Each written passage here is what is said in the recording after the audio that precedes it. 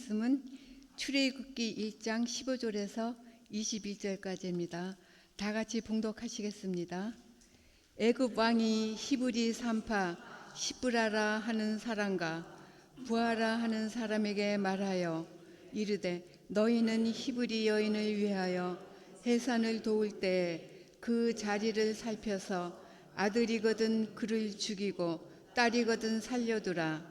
그러나 산파들이 하나님을 두려워하여 애굽 왕의 명령을 어기고 남자 아기들을 살린지라. 애굽 왕이 산파를 불러 그들에게 이르되 너희가 어찌하여 이같이 남자 아기들을 살렸느냐.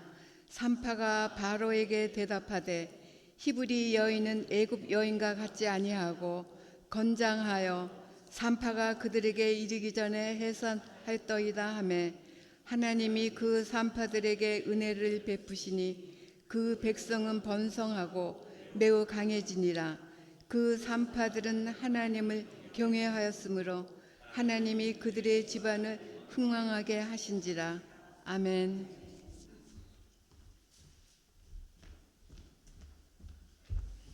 할렐루야. 예, 우리 말씀 듣기 전에 우리 서로 좀 인사 나누고 말씀 듣겠습니다. 오직 예수 줄여서 오예. 우리 서로 인사하시죠. 오예. 예, 오직 예수님밖에 없습니다. 나를 구원하실 분은 오직 예수 그리스도 한 분밖에 없는 줄로 믿습니다. 할렐루야. 예, 오늘 우리 박재우 목사님 세인트 존스 UMC 심호하고 계시는데 매번 작년에도 오셨고요. 우리가 구역회를 인도해 주시는데 오늘도 오셔서 또 귀한 말씀 전해 주시고 또 구역회도 인도하시고 그러려고 또 이렇게 좀 귀한 걸음을 해 주셨습니다. 오늘 목사님 우리 말씀 전해 주실 때 여러분들 그 말씀을 통해서 또 큰 은혜 또 도전되는 그런 귀한 시간 되시기 바랍니다. 목사님 나오실 때 우리 할렐루야로 인사하며 서로 맞이하도록 하겠습니다. 네, 할렐루야.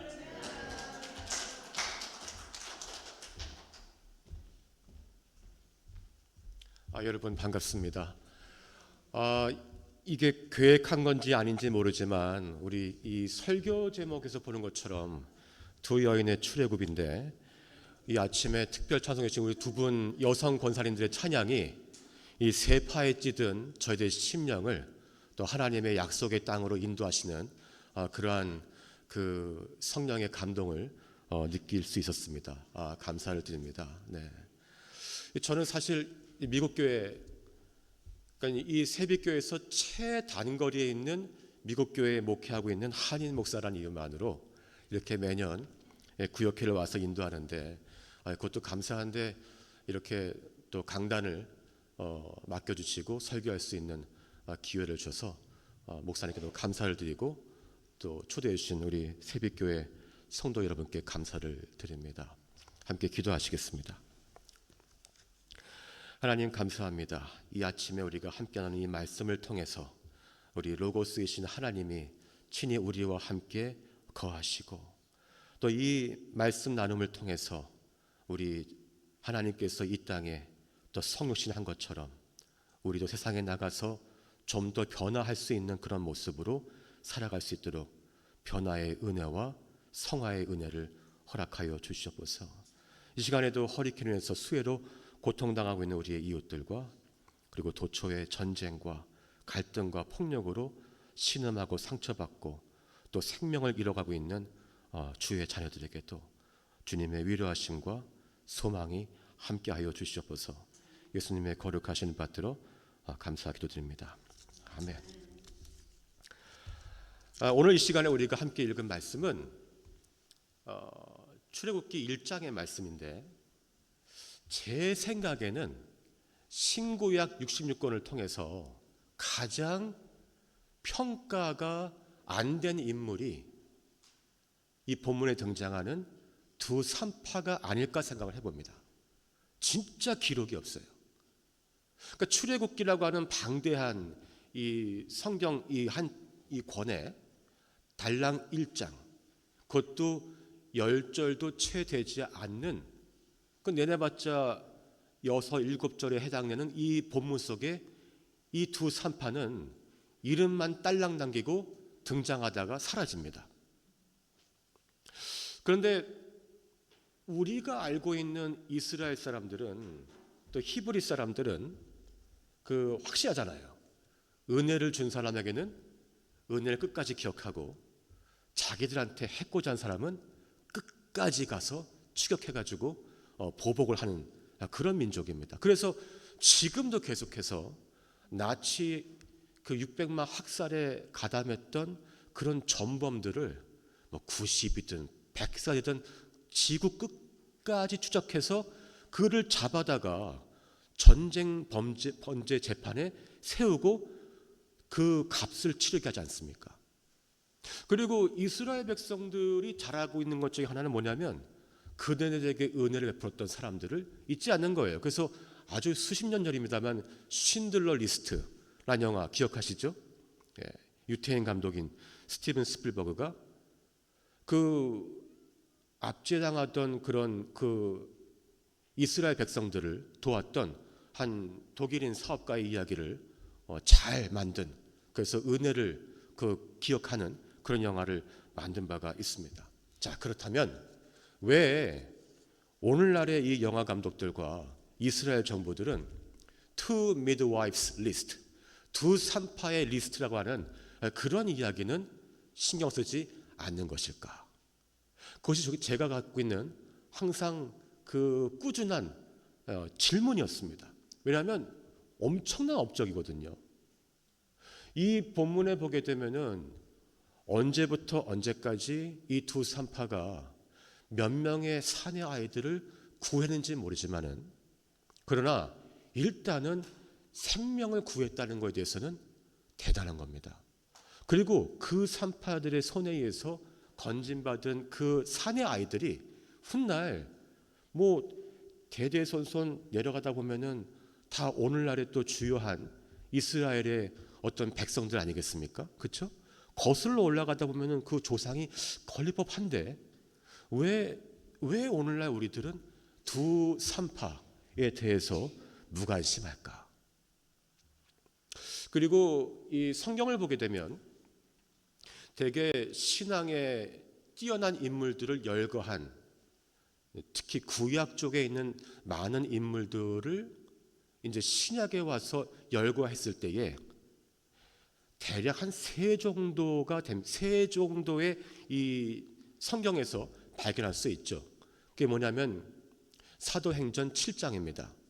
스데반이 돌에 맞아 순교하기 전에 사도행전 7장은 그가 마지막 남긴 장문의 설교가 이루어져 있습니다. 근데 그 장문의 설교에 보게 되면 구약 시대부터 엄청난 믿음의 사람들이 쫙 등장하는데 거의 그 7장의 스데반 설교의 대부분은 17절부터 거의 마지막까지는 모세의 이야기고 이스라엘을 애굽에서 건져주신 하나님의 역사를 찬미하는 이야기로 되어 있습니다. 그런데 거기에도 두 산파는 빠져 있죠.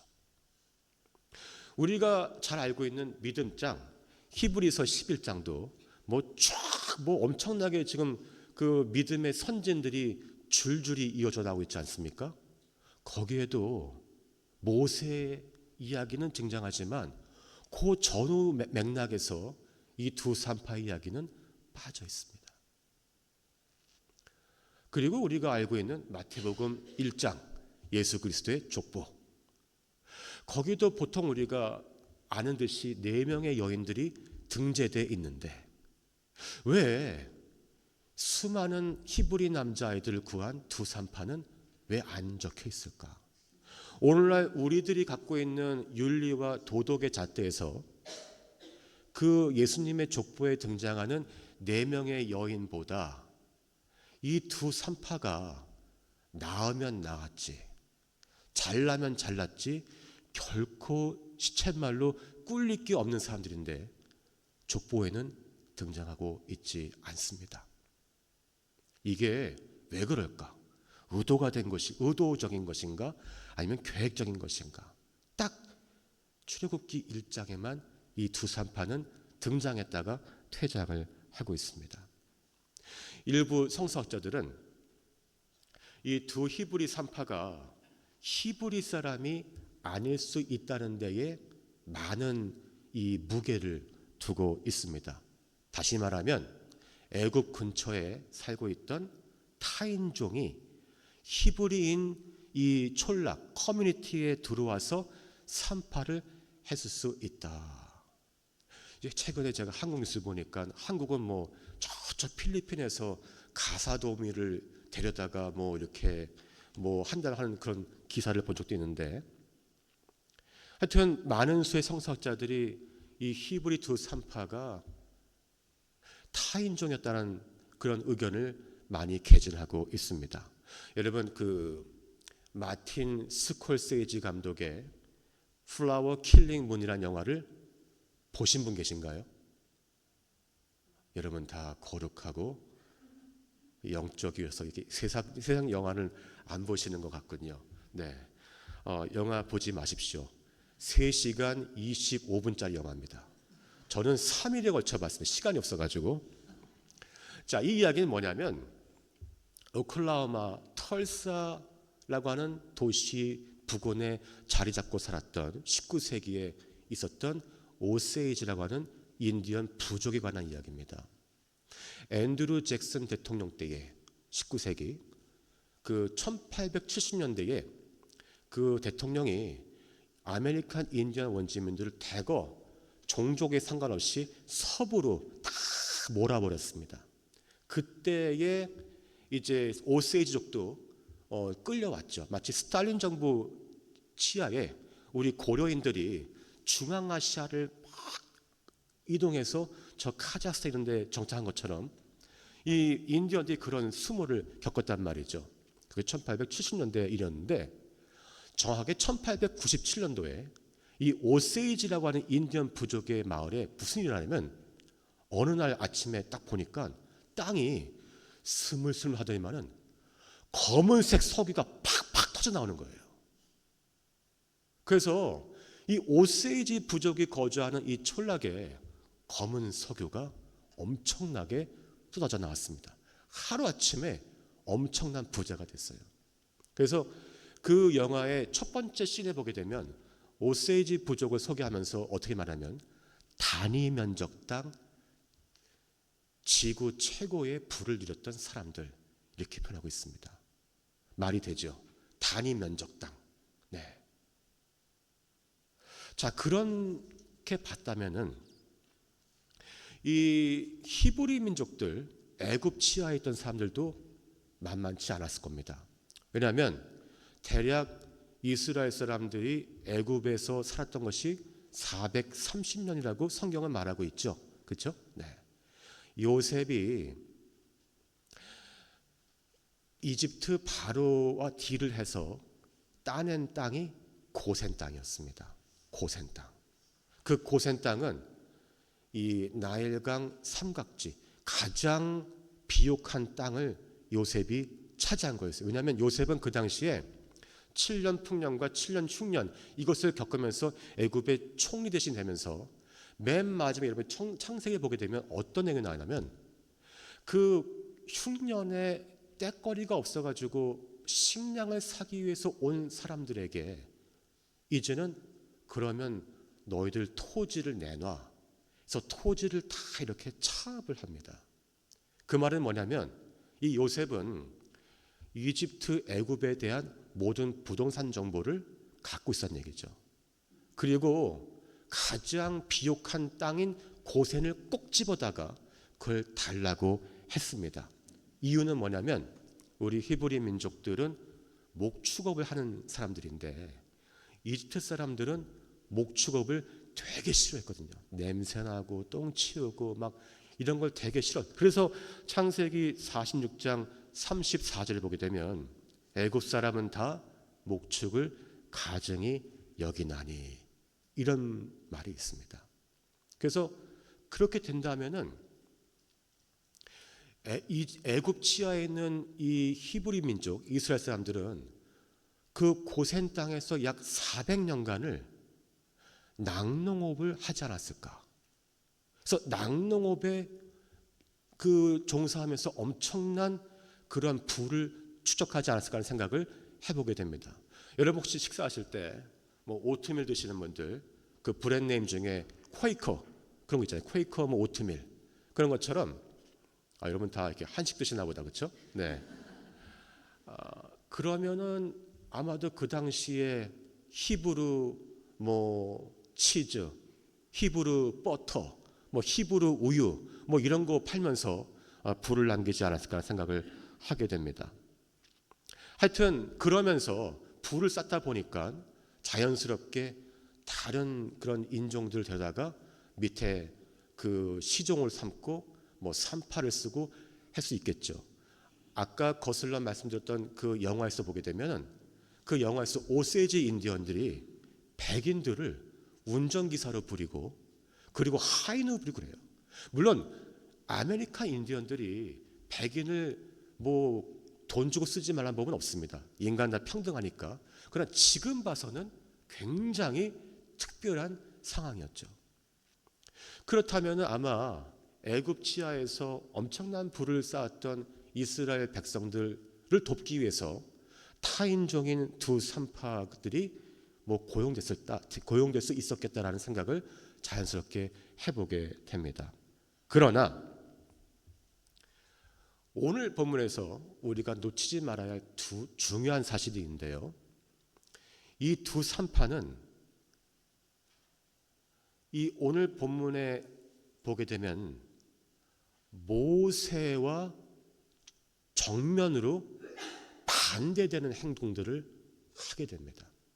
그리고 그런 모세가 아마도 제 생각에는 두 산파를 볼 때마다 굉장히 찜찜하고 괴롭고 그리고 쥐구멍에라도 들어가고 싶을 정도로 부끄러운 감정을 느꼈을 거라고 생각이 됩니다. 자, 그렇다면 이 두 산파는 대체 뭘 했길래 모세의 마음을 불편하게 했을까? 여러분 한번 이 파워포인트 17절 한번 봐주시겠어요? 17절. 17절에 보게 되면 여러분 이 주보에도 있습니다. 그렇죠? 네. 17절에 한번 같이 읽어보실까요? 그러나 산파들이 하나님을 두려워하여 애굽 왕의 명령을 어기고 남자 아기들을 살린지라. 네. 하나님께서 모세로 하여금 바로의 계획을 포기하도록 얼마나 애썼습니까? 그렇죠? 네. 그 탄압하는 히브리 백성들, 그 사람들을 하나님이 구원하고 싶은데 바로는 이 히브리 사람들을 내줄 마음이 없어요. 왜냐하면 노동력이 사라지니까. 그래서 이 핑계 저 핑계 되면서 마음이 가닥해져 가지고 자꾸만 약속을 어기지 않습니까? 그런 모세로 하여금 하나님은 자꾸만 야, 네가 가서 바로의 계획을 좌절시켜라. 그렇죠? 그러나 오늘 이 17절 보게 되면 그 당시에 이 애굽의 왕이었던 바로 아니면 전 세계의 최고 권력자인 바로가 아이를 낳거든 남자면 죽이고 여자면 살려라 라고 하는 이 말을 놓고 이 두 산파는 바로 그냥 바로의 계획을 좌절시킵니다. 좌절시켜요. 모세도 할 수 없었던 것을 이 두 산파는 바로를 좌절시킵니다. 아마 바로에게 좌절감을 맛보게 해준 최초의 인간들이 아니었을까 생각을 해보게 됩니다. 그 다음 18절을 보게 되면요. 함께 읽어보실까요? 애굽 왕이 산파를 불러 그들에게 이르되 너희가 어찌하여 이같이 남자 아기들을 살렸느냐. 두 산파는요. 바로와 대면했던 얼굴과 얼굴을 맞대고 직접 이야기를 했던 출애굽기에 등장하는 최초의 사람들이었습니다. 아마도 요셉과 요셉의 형제들, 가족들 빼놓고 출애굽기 넘으면서 바로를 직접 대면한 첫 번째 사람이 아닐까. 이미 모세 이전에도.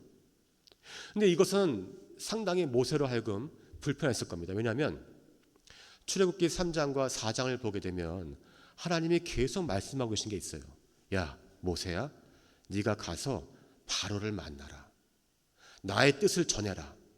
그러면 항상 모세는 이렇게 말합니다. 3장 11절에서 내가 누구이기에 바로에게 가며 이스라엘 자손을 애굽에서 인도하여 내리까? 못합니다. 안 갑니다. 저보고 죽으란 말입니까? 모세가 계속 이렇게 이 핑계 저 핑계 뺄 때에 두 산파는 바로를 담대히 만나서 이야기를 했다는 것이죠. 이제 19절입니다. 19절 한번 보실까요? 함께 읽겠습니다. 산파가 바로에게 대답하되 히브리 여인은 애굽 여인과 같지 아니하고 건장하여 산파가 그들에게 이르기 전에 해산하였다이다 하매. 자, 바로의 계획을 좌절시키고 바로를 만난 것도 대단한 건데 이 두 산파는 여기서 이 19절에서 바로에게 거침없이 자신들의 논리를 말하고 있죠. 이것은 모세도 못했던 겁니다. 하나님께서 모세에게 야 네가 가서 내 뜻을 좀 전해다오. 못합니다. 그러다가 출애굽기 4장 10절에 가게 되면 이렇게 말하죠. 궁색한 변명하지 않습니까? 나는 입이 뻣뻣하고 혀가 둔한 자니이다. 하지만 그 이전에 두 산파는 그들의 기질을 발휘해서 바로를 앞에 두고 자신의 할 말을 담대하게 했다는 겁니다. 무엇보다 중요한 것은 모세가 하나님께 부여받은 소명은 백성을 살리라는 것이죠. 그러나 모세는 자신감도 없었고 그럴 의지도 없었고 그리고 용기도 없었습니다. 그저 모세를 하나님이 멱살을 잡아가지고 지팡이도 쥐어주고 10개 재앙도 막 동원해서 이 사람으로 하여금 백성을 구하도록 온갖 지원을 다하신 반면에 두 산파는 그런 거 없이 자발적으로 하나님 주신 마음이었겠지만은 생명을 살려냈다는 것입니다. 이런 이유로 만약에 모세가 계속해서 이제 훗날 이 백성들을 이제 끌고 약속의 땅으로 갔을 때에 이 두 산파의 이야기가 계속 백성들에게 회자가 됐다면은 굉장히 불편했을 것입니다. 그렇지 않습니까? 네. 왜냐하면 자기가 못한 거를 이 두 산파는 다 했거든요. 그래서 만약에 우리가 창세기, 출애굽기, 레위기, 민수기, 신명기, 모세 오경, 그래서 모세가 기록했다라고 믿어지는 그 5개 문서가 진짜 모세의 손에 의해서 영향력을 받다면은 모세는 이 산파 이야기를 어떻게든 간에 조금씩이라도 축소하고 싶었지 않았을까 하는 생각을 해보게 되는 거죠. 장황하게 늘어뜨리면 자기만 궁색해지니까. 그러나 이 기록들을, 이 산파 이야기를 아주 빼는 건 불가능했을 겁니다. 아까도 말씀드린 것처럼 모세의 측근들 가운데서도 조상들이 거슬러 올라가다 보면은 두 산파에서 목숨을 건질 사람들이 있었을 테니까 그건 못했겠죠. 하여튼 그 두 산파는 이런 이야기를 우리에게 전해주고 있습니다. 그렇다면 무엇이 이 두 산파들로 하여금 위험천만한 행동을 하게 했을까? 17절에 보니까 그러나 산파들이 하나님을 두려워하여 애굽 왕의 명령을 어기고 남자 아기들을 살린지라. 서슬퍼런 애굽 왕의 명령보다 하나님을 진정 두려워했던 두 산파들은 세상을 따르지 않고 하나님을 따랐다는 겁니다. 출애굽기 첫 장에서 이 사실을 두 산파는 출애굽이 뭔지를, 그 출애굽의 정의를 보여주고 있는 것 같아요. 출애굽은 무엇이냐? 출애굽, 세상을 의지하는 삶에서, 세상에 눌려있던 삶에서 하나님을 의지하는 삶으로, 하나님을 인정하는 삶으로 변화되는 과정을 말해주고 있는 겁니다. 바로를 두려워하는 삶에서 하나님의 통치를 인정하는 삶임을, 말 그대로 출애굽은 애굽을 나오는 거지 않습니까? 그러나 그것은 물리적으로 애굽 땅을 떠나오는 것 이상을 의미하는 겁니다. 애굽으로 표현되는 온갖 세상의 것들을 뒤로한 채 하나님을 의지하며 나아가는 믿음의 자세를 의미하는 것이죠. 그렇기 때문에 출애굽은 애굽 안에서도 이루어질 수 있다는 겁니다. 예를 들어서 이스라엘 백성들이 나 이제 노예살이 했던 애굽 이젠 돌아서서 오줌도 안 이른다 하고 약속대로 가자, 이렇게 물리적으로 애굽 땅을 나오는 것만이 출애굽이 아니라 애굽 땅 안에서도 충분히 우리가 세상의 영향을 받지 않고 하나님을 두려워하는 가운데, 하나님을 경외하는 가운데 내 안에 출애굽을 이룰 수 있다는 것을 두 산파는 우리에게 말해주고 있는 겁니다. 떠나는 게 능사가 아니라는 거예요. 여러분, 시쳇말로 출애굽을 이룬 이스라엘 백성들이 40년을 광야에서 보낼 때 그들은 몸은 애굽을 떠나왔지만 마음으로는, 영적으로는 애굽을 그리워하지 않았습니까? 그렇죠? 40년 동안 그들이 보여준 게 뭡니까? 원망, 불평, 그리고 우상 숭배였습니다. 그들이 진심을 다해서 하나님을 찬양하고 감사히 여기며 예배하고 자신들의 리더였던 모세에게 감사하거나 리스펙했다는 기록을 우린 볼 수가 없죠. 그래서 여기서 우리가 조심할 건 뭐냐면, 몸이 떠나왔다 할지라도 진정한 출애굽을 이룰 수 있냐? 그건 또 다른 별개의 문제인 겁니다. 내가 지금 애굽 땅에 있다 할지라도 내 있는 자리에서 하나님을 섬기는 마음으로 내가 주어진 그 생명을 살리는 그 소임을 다한다면 바로 그 안에서도 출애굽은 가능하다는 것을 우리에게 말해주고 있습니다. 여러분, 마지막 절, 이 21절 한번 보십시오. 21절 한번 봐주시겠어요?